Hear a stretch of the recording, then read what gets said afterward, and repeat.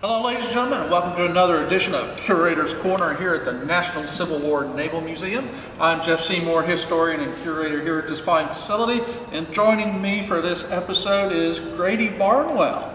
And Mr. Barnwell has been a subject of a previous Curator's Corner, and he's a model maker and a longtime volunteer for us. Grady, you want to reintroduce yourself for us? Okay, well, my name is Grady Barnwell, and I've been building models about 25 years off and on. I've been a volunteer here for several years, probably about 5 years, 4 or 5 years or so. And I think the first thing I got involved with was the picket boat number 1, which was built as an exhibit here in the museum. And then the Jackson model was the next bigger project, I guess you'd say. And somewhere along the line, we did some repair work on the monitor too. That we did.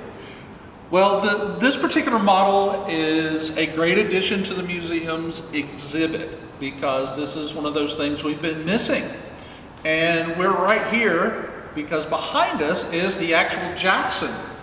And what we've had in our collection is a model of the CSS Missouri, which is the plans for the CSS Muskogee. And here's one of those naming things that gets people confused.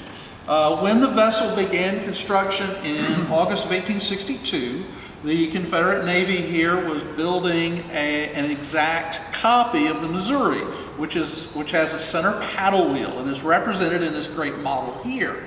What we didn't have was how the ironclad was transformed into the CSS Jackson. In 1864, the Confederate Navy had to transform the ship so that it would actually move. The center paddle wheel couldn't get the Muskogee to move. So they shortened the casemate, they took the paddle wheel out, and we get the CSS Jackson. Well, Grady, what kind of things did you have to go through in order to make this model similar to the Missouri model that we already had? Well, they're both, as you can see, the casemates on both ships were built at an angle so that cannonballs would bounce off. This model was built actually from 2 boards, you might say. This was 2 pine boards that were cut out. This first one was planed in a planer until it got to the right thickness, and then the casemate was, I think it's the same thickness about. Anyway, it was planed off, and then it was cut out with a bandsaw around the curve around the fantail and the bow. Okay, when Jeff first approached me about making a model, he supplied me with plans of the model, which is this. I don't know if you can see it that well or not, but anyway, this is the size, and it's a scale of 1 to 96. In other words, 1 foot on this model is equivalent to 96 feet on the real ship. So this is entirely scratch made. You did not. Yeah, this is called scratch built. There are, I think, models of the Jackson, but they're much smaller. And this is the same scale as this. Right, which is very important in showing the transformation between the old design to the new design. Well, Grady, how long a process did it take for you to build this model? I'm not sure. I didn't work on it, of course, every day. It took several months to complete it. The other thing that came to mind while building this ship was the ship had to get from here to Apalachicola.